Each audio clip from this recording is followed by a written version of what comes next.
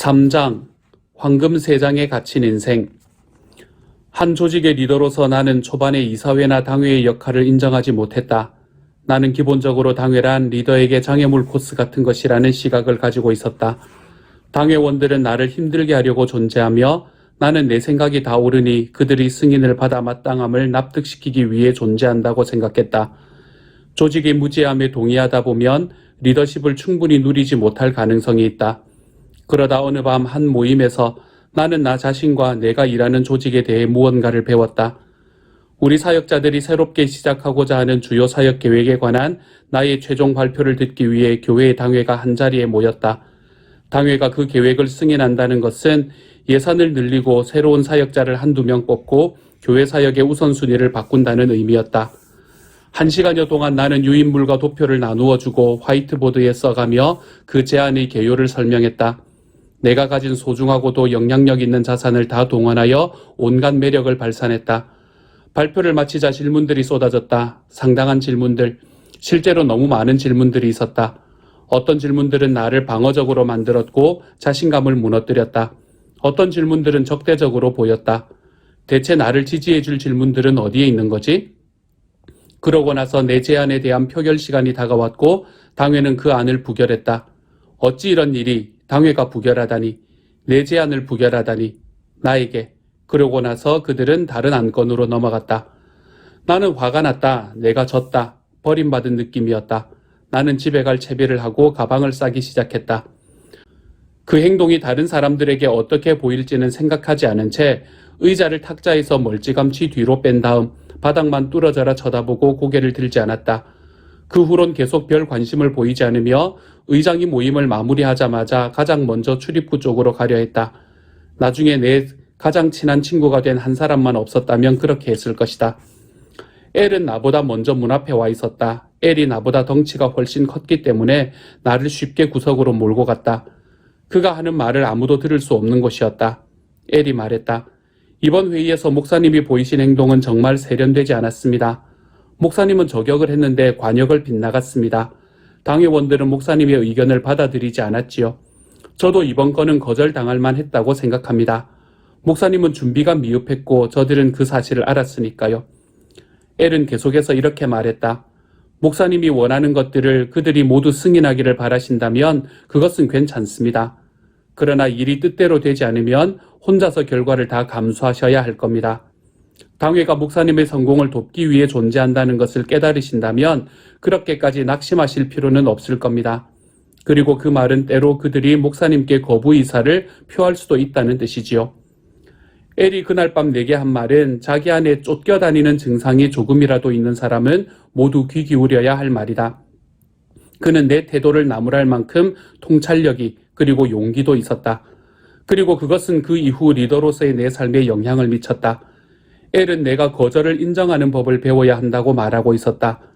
나보다 더 나은 생각을 하는 이들이 내게 진실을 말할 때 감사하는 법을 배워야 한다고 말하고 있었다. 엘은 내가 이겨야만 한다는 생각해서 나를 구해주었다. 자기 생각대로 하는 것이 좋은 결정, 아니 하나님의 뜻을 아는 것보다 더 중요하다고 생각하는 사고방식에서 나를 구해주었다. 쫓겨다니는 많은 사람들이 굉장히 선한 일을 한다. 쫓겨다니는 사람들의 욕구가 너무 지나쳐 불행한 결과가 초래되기도 하지만 그들이 반드시 나쁜 사람들인 것은 아니다. 사실상 쫓겨다니는 사람들은 가끔 지대한 공헌을 하기도 한다. 그들은 조직을 시작하고 일자리와 많은 기회를 제공한다. 종종 그들은 아주 명석해서 수많은 사람에게 유익을 주는 새로운 방법과 수단을 만들어내기도 한다. 그러나 어쨌건 그들은 쫓겨다니고 있기에 과연 그들이 스스로를 해치지 않고도 그런 속도를 계속 유지할 수 있을지는 의심스럽다. 나는 그날 밤 내가 지독한 리더가 될 정도로 쫓겨다니고 있었음을 깨닫고 집으로 돌아왔다. 그 이후 며칠, 몇 주 동안 나는 다른 사람들에게서 그리고 슬프게도 나 자신에게서 발견한 쫓겨다니는 증상에 대해 연구하며 수많은 과제들을 수행했다. 다음 내용이 내가 배운 것들이다. 1. 쫓겨다니는 사람은 오직 무엇인가를 성취했을 때에만 만족감을 느낀다. 그리고 일시적으로만 만족감을 느낀다. 내가 이룬 이 모든 일을 봐. 나는 특별해야 해. 모르겠어? 나는 특별해. 성장 과정의 어떤 지점에서 쫓겨다니는 사람은 자신과 자신의 세계에 대해 좋은 기분을 느낄 수 있는 유일한 길은 오직 어마어마한 성취 목록을 만들어내는 것뿐이라고 결론 짓는다. 이러한 발견은 어린 시절에 받은 영향 때문일 수 있다. 어린 시절, 부모나 영향력 있는 사람으로부터 무언가를 제대로 끝냈을 때에만 칭찬이나 인정을 받았을 것이다. 어떤 임무를 완수하기 전에는 전혀 가치를 인정받지 못한 채 오직 성취를 통해서만 사랑과 용납을 받을 수 있었을 것이다. 불행히도 쫓겨다니는 상태에 있을 때에는 성과 목록이 아무리 길어도 충분하지 않다. 그 목록은 최대한 길어야 하며 좀 더 인상적이어야 한다. 쫓겨다니는 사람은 분명 사람들은 아버지를 포함하여 내가 얼마나 해낼 수 있느냐를 보고 나를 좋아할 거야 라고 추론한다. 손녀가 실내 축구를 하는 경기장 입구에 서 있다가 목격한 장면이다. 9살도 안 되어 보이는 남자아이가 아빠를 보고 제가 한 골 넣었어요 아빠 하고 흥분해서 소리쳤다. 그런데 그 아버지는 그래 그런데 너는 2번이나 찬스를 놓쳤잖아 하고 대답하는 것이었다. 이 대화를 떠올리면서 나는 그 아버지가 아들에게 인생과 인간의 가치는 오직 성취에 달려있다고 주입시키는 것 같다는 생각이 들었다. 너는 한 골 넣었구나. 하지만 좀 더 성취할 수 있지 않았니? 그런 식으로 지속적인 메시지가 그 소년의 영혼에 각인되는 것이다. 그것도 아주 중요한 권위를 지닌 인물에 의해서 말이다. 성취 중심의 심리는 때로 그러한 상황에서 마음을 사로잡게 된다. 만약 한 번의 성취를 통해서 쾌감과 타인의 칭찬을 얻을 수 있다면 더 많은 성취는 더 많은 쾌감과 칭찬을 가져다 줄 것이라고 추론하게 된다.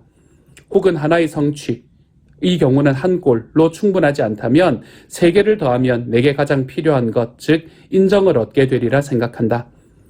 그리하여 쫓겨다니는 사람은 점점 더 많은 업적을 이루기 위해 이런저런 길을 모색하기 시작한다. 얼마 지나지 않아 이 사람은 동시에 2-3가지 일을 하게 된다. 그래야만 이처럼 이상한 쾌락을 더 많이 누릴 수 있기 때문이다. 그는 항상 책을 읽거나 세미나에 참석하는 부류가 된다. 거기서 시간을 좀 더 효과적으로 활용하는 법을 배우기 위해서다. 왜 그럴까?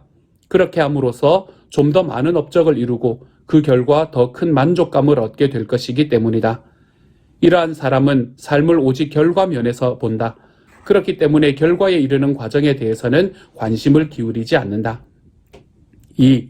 쫓겨다니는 사람은 성취를 나타내는 상징을 과시하는 데 재빠르다. 직함, 학위, 집의 크기, 고급 사무실, 소위 매력적인 배우자, 슈퍼볼 경기 특석 초대장, 친구처럼 이름을 불러도 좋을 유명인사 등 이 모든 것이 쫓겨다니는 사람이 사용하는 수단이다. 이런 것들이 다른 사람들의 부러움과 존경을 불러일으킨다. 보통 자신의 평판에 상당한 관심을 갖게 된다. 쫓겨다니는 사람은 내가 하고 있는 일을 누가 알아줄까? 어떻게 하면 내 분야의 저명 인사와 연주를 맺을까? 하고 고민한다. 이런 질문들이 쫓겨다니는 사람의 마음을 자주 사로잡는다. 3. 쫓겨다니는 사람은 보통 통제되지 않는 확대욕에 사로잡혀 있다. 그런 사람은 항상 더욱 성장하고 성공하는 무언가의 일부가 되기를 좋아한다. 그들은 가장 크고 좋은 기회를 잡기 위해 끊임없이 움직인다. 그들에게는 지금까지 이루어 놓은 성취를 음미할 시간적 여유조차 없다. 4. 쫓겨다니는 사람은 온전한 인격에는 별 관심이 없는 경향이 있다. 그들은 성공과 성취에 몰두해 있기 때문에 잠깐 멈추어서 내면의 인격이 외적 활동과 보조를 맞추고 있는지 자문해 볼 시간조차 없다. 대개는 보조를 맞추지 못하고 간격이 점차 벌어지기 일쑤며 스티븐 코비가 원칙 중심의 삶이라 불렀던 것의 붕괴가 따르곤 한다. 이러한 사람은 갈수록 허세가 심해져 남을 기만할 뿐 아니라 스스로를 기만하게 된다. 끊임없이 앞으로 치닫다 보니 스스로 자신의 동기를 속이고 가치관과 도덕 영역에서도 현실과 적당히 타협한다. 성공을 향한 지름길이 곧 삶의 방식이 된다. 목표를 너무 중시한 나머지 자기도 모르는 사이에 윤리적 타락에 빠져든다. 쫓겨다니는 사람은 무서울 정도로 실용주의적인 사람이 되어버린다. 5. 쫓겨다니는 사람은 사람을 조종하거나 위협하는 능력이 아닌 한 대인관계 기술이 풍부하지 않을 가능성이 높다. 그들은 타인이 기쁘게 일할 수 있는 환경을 잘 만들지 못한다. 그들에게는 사람보다 프로그램, 과업, 업무가 더 중요하기 때문이다. 그들의 시선은 목적과 목표에 맞추어져 있기 때문에 목표를 달성하는 데 쓸모가 없다면 주위 사람들에 거의 신경을 쓰지 않는다. 별로 쓸모없어 보이는 사람이 있다면 과업을 완수하는 데 방해되는 장애물이나 경쟁 상대로 여기기 일수다. 쫓겨다니는 사람이 지나간 자리에는 희생자의 행렬이 있기 마련이다. 한때 탁월한 지도자라고 칭송받던 자가 금방 불만과 적개심의 대상이 되는 경우가 있다. 그런 인물은 인간 존재의 건강과 성장에 대해서는 무관심하기 때문이다. 아울러 마음속에는 어떠한 협상도 불가한 계획이 숨어 있음이 분명해지는데 그 계획은 다른 어떤 것보다 중요한 절대적 위치에 군림하고 있다. 쫓겨다니는 사람 주위에서 일하던 동료나 부하 직원은 지치고 혹사당하여 환멸을 느낀 채 하나둘 떠나버린다. 그에 대해서 이렇게 평하면서 말이다. 같이 일하는 건 정말 죽을 노릇이지만 그 사람은 일 하나는 끝내주게 잘해. 바로 여기에 문제가 있다. 쫓겨다니는 사람은 어떤 일이든 해내고야 마는 성격이지만 그 과정에서 사람을 파괴할 수 있다는 것이다. 그리 보기 좋은 모습은 아니다. 그런데 한 가지 무시 못할 아이러니는 종교단체든 일반 단체건 큰 조직에서는 한결같이 이런 류의 사람들이 요직을 차지하고 있다는 점이다. 그들은 비록 대인관계를 파괴하는 폭탄을 안고 있지만 업무상 없어서는 안 될 인물인 것이다. 나는 우리 교회의 교역자 한 분과 교회 로비에서 대화를 나누었던 때의 이야기를 자주 하곤 한다. 그때 메를린이라는 성도가 안문으로 들어왔는데 그녀는 정신질환 때문에 여러 가지 약을 복용하고 있었다. 그녀는 피곤한 상태에서는 사람들이 진을 빼는 경우가 많았다. 아주 천천히 말하는 데다가 바쁜 사람, 말하기 창피하지만 나 같은 사람을 포함해서 에게 시시콜콜한 주제를 줄줄이 늘어놓기 때문이었다. 나는 메를린을 본 순간 안녕하세요 메를린 잘 지내세요? 하고 로비 건너편을 향해 인사하고는 재빨리 동료와 대화를 계속했다. 내가 바쁘다는 것을 알아채고 방해하지 않기를 은근히 바라서였다. 그러나 일은 마음대로 되지 않았다. 어느새 메를린이 우리 대화에 끼어들면서 다가오고 있었다. 키가 아주 작은 그녀는 나를 올려다보면서 약기운으로 느리고 단조로워진 목소리로 말했다. 맥 목사님, 안녕하세요 메를린 잘 지내세요? 라고 말로는 인사하지만 실은 어떻게 지내는지 궁금하지 않으시겠죠. 목사님은 너무 바빠서 저 같은 사람에게 관심을 가질 수 없는 분이에요. 저는 그럴 만큼 중요한 인물이 아니니까요. 메를린이 전곡을 찔렀다. 메를린은 내 속에 있는 쫓겨다니는 모습을 알아차린 것이다. 내가 그녀를 계속 의식할 만큼 중요하게 여기지 않았음을 그녀는 알았다. 아마 그와 똑같이 느꼈을 사람이 많았겠지만 그녀는 단도직입적으로 말할 용기가 없었을 뿐이리라. 메를린은 약기운 덕분에 보통 속생각을 입 밖으로 내지 못하게 하는 사회적 억제제를 잊어버렸던 것이다. 나는 그녀에게 사과를 할 수밖에 없었고 그날 주님의 딸에게 상처를 입히게 한 쫓겨다니는 증상을 깊이 반성하게 되었다.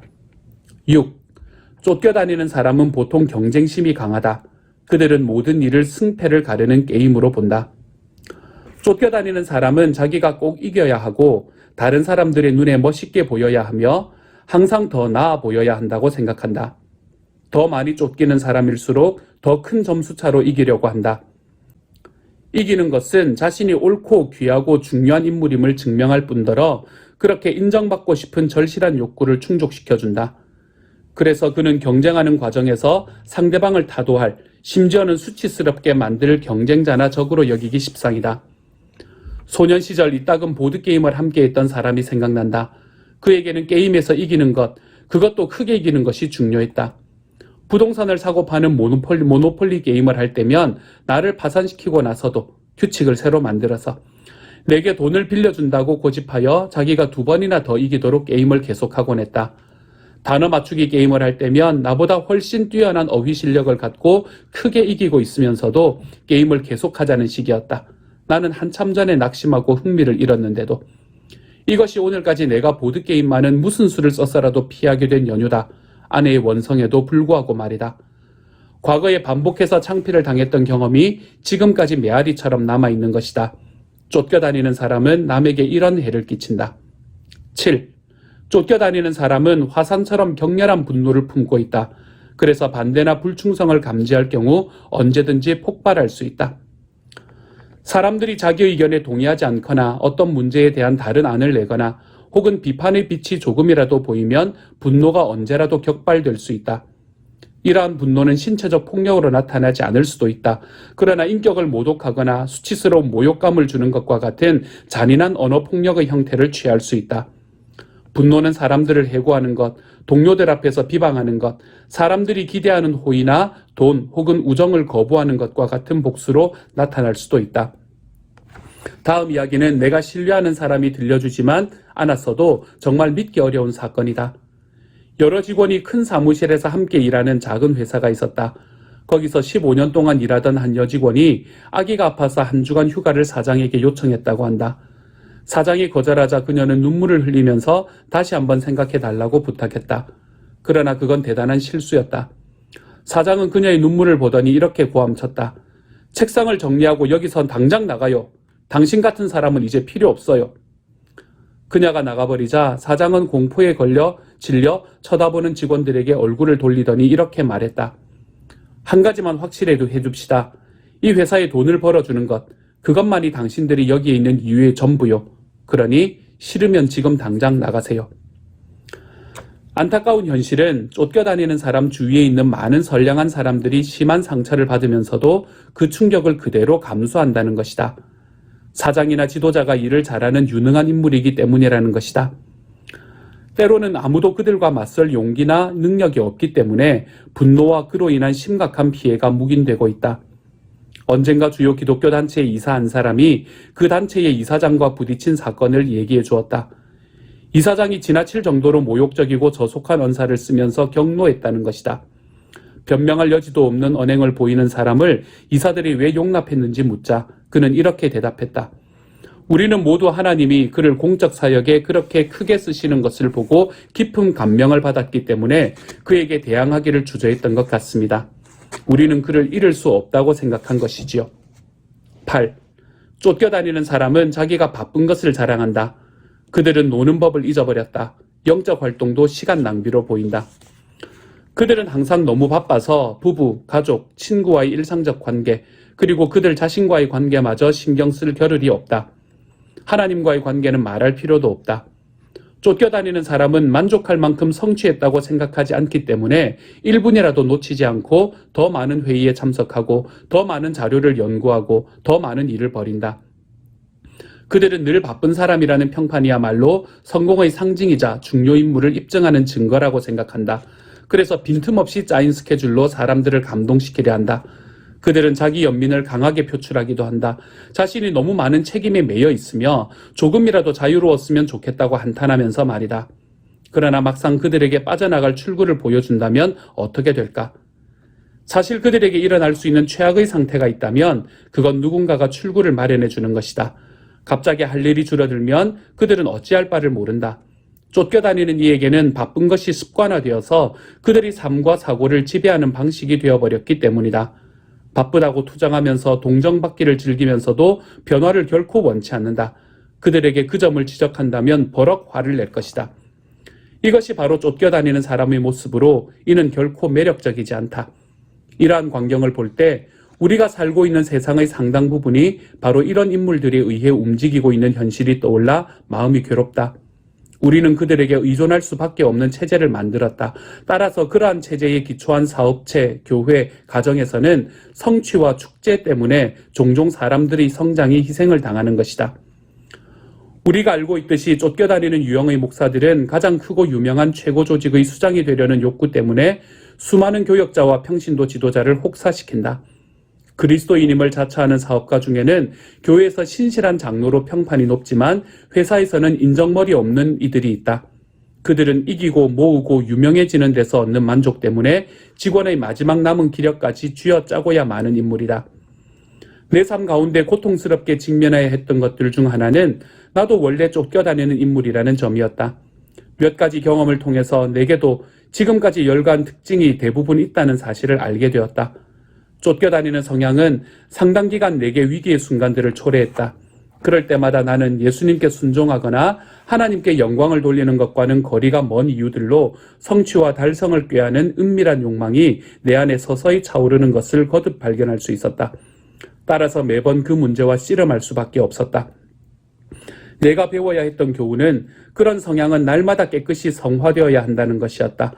아내를 비롯한 가까운 사람들에게 귀 기울여 내게 통제불능의 쫓기는 성향이 나타나는지 살펴봐야 했다. 또한 정기적으로 나 자신을 점검하면서 내가 세우는 계획, 발휘하는 리더십, 설정하는 목표 등이 쫓겨다니는 자보다는 부름받은 자의 모습을 반영하도록 애써야 했다. 하나님의 말씀에 귀 기울임으로써 나 중심의 계획이 아니라 하나님의 계획에 따라 움직이는 법을 배워야 했다. 삶이 언제든지 쫓김의 정신에 지배당할 수 있음을 간과한다는 것은 참으로 위험하기 그지없는 일이다. 얼마 전에 한 사업가가 평신도인 내 친구의 전도를 받아 그리스도를 따르는 사람이 되었다. 예수 그리스도를 따르기로 작정한 지 얼마 안 되어 그는 자기를 전도한 친구에게 긴 편지를 썼다. 그 편지에는 그가 쫓겨다니는 삶으로 인해 겪게 된 갈등이 담겨 있었다. 나는 쫓겨다니는 이의 모습을 생생하게 보여주는 그 편지의 일부를 공개할 수 있게 해달라고 청했다. 그는 이렇게 썼다. 수년 전 나는 인생의 큰 좌절을 맛보았어. 내게는 훌륭한 아내와 사랑스런 새 아들이 있었지만 내가 하던 일은 내리막길을 걷고 있었지. 친구가 별로 없었고 큰아들은 학교에서 낙제를 하며 문제를 일으키기 시작했으며 내가 극심한 우울증에 시달리면서 가정에는 엄청난 긴장과 불행이 몰려왔어. 그런데 그때쯤 해외로 파견되어 외국 회사에 근무할 기회가 왔어. 이 새로운 기회는 경제적으로나 경력상으로나 아주 좋은 기회였기 때문에 다른 모든 가치를 제쳐두고 나는 그것을 인생의 최우선 과제로 삼았단다. 승진과 출세를 위해서 온갖 나쁜, 즉 죄된 짓을 저질렀지. 나는 가족에게 좋은 것, 돈을 많이 벌어준다는 등을 선사한다는 이유로 그러한 잘못을 정당화했는데 결과적으로 나 자신과 가족을 속이고 나쁜 짓을 많이 한 거야. 이런 상황을 견딜 수 없던 아내는 아이들을 데리고 미국으로 가버렸어.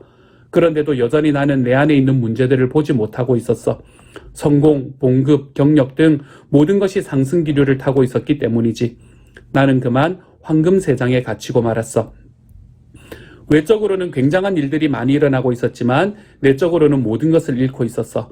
판단력과 결단력이 모두 약해졌지. 나는 여러 대안을 앞에 놓고 이리저리 저울질하기 일쑤였으나 한결같이 출세와 경력을 극대화시키는 방안을 택하곤 했어. 마음속으로는 무엇인가 크게 잘못되어 가고 있음을 알고 있었지. 교회도 다녔지만 어떤 말씀도 귀에 들어오지 않았어. 온통 나 자신의 세계에 갇혀 있었던 거야. 가족이 떠난 후 몇 주 뒤 나는 지금까지의 사고방식을 완전히 포기하고 호텔방에 9일이나 틀어박혀 있으면서 어떻게 할 것인지 궁리해 보았어. 생각하면 할수록 괴로움이 커졌지.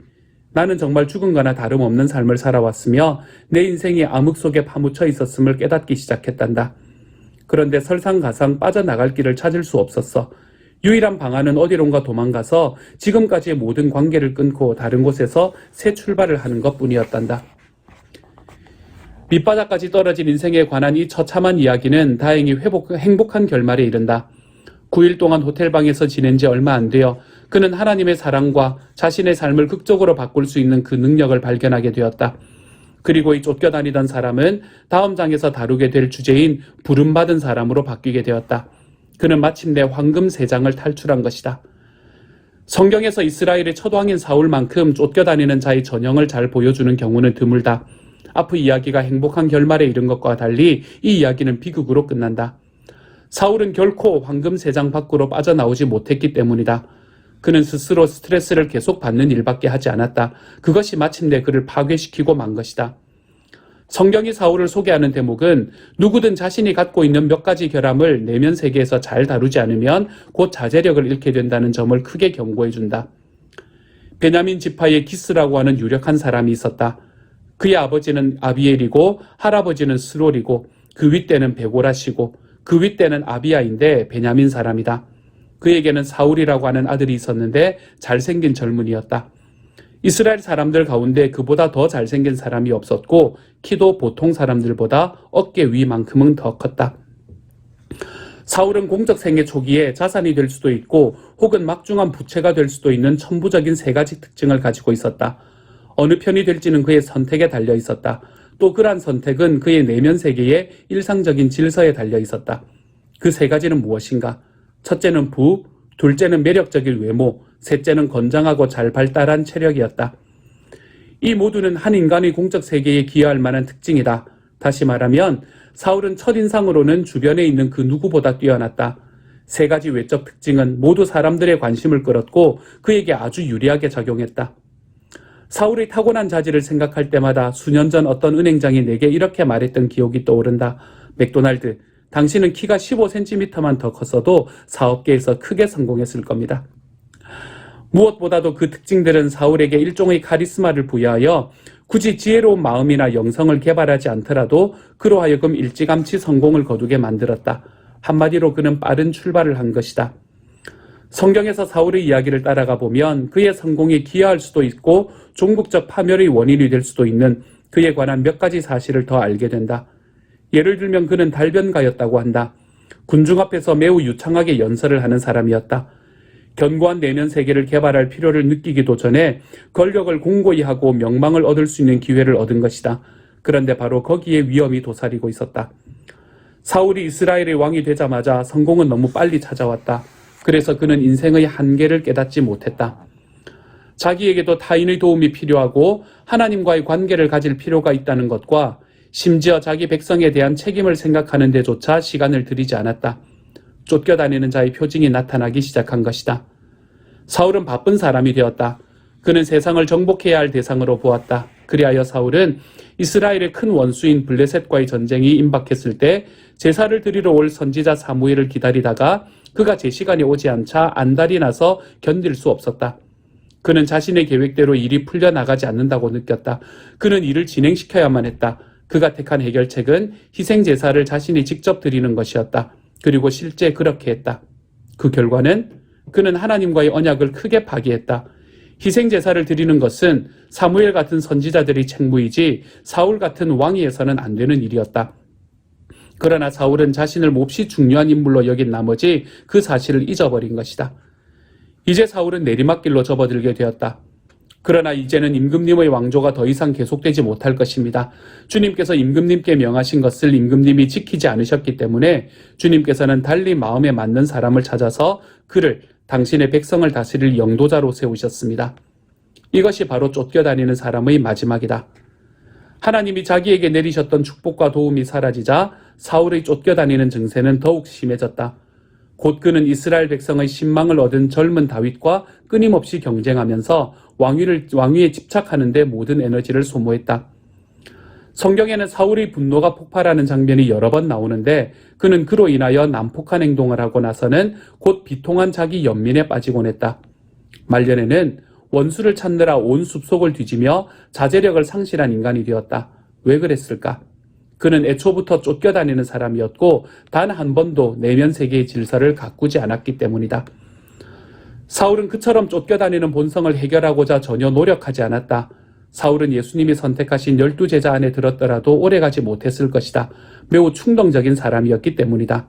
그 충동은 그로 하여금 권력을 움켜쥐고 놓지 못하게 만들었고 가장 가까운 부하들마저 등 돌리게 했으며 계속해서 어리석은 결정을 하게 만들었고 결국 수치스러운 죽음에까지 이르게 만들었다.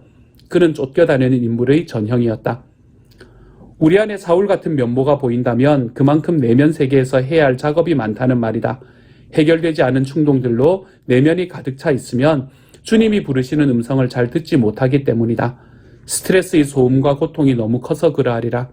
안타깝게도 우리 사회는 수많은 사울들, 즉 재산을 쌓고 인정받고 성취하기 위해 쫓겨다니다가 황금세장에 갇힌 사람들로 가득 차 있다. 불행하게도 교회마저 이처럼 쫓겨다니는 사람들로 가득하다. 많은 교회들이 메마른 샘으로 변했다.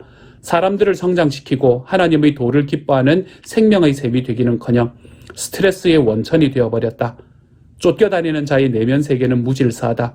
그의 세장은 빛나는 황금으로 만들었을지 모르지만 그것은 어디까지나 덫에 불과하다.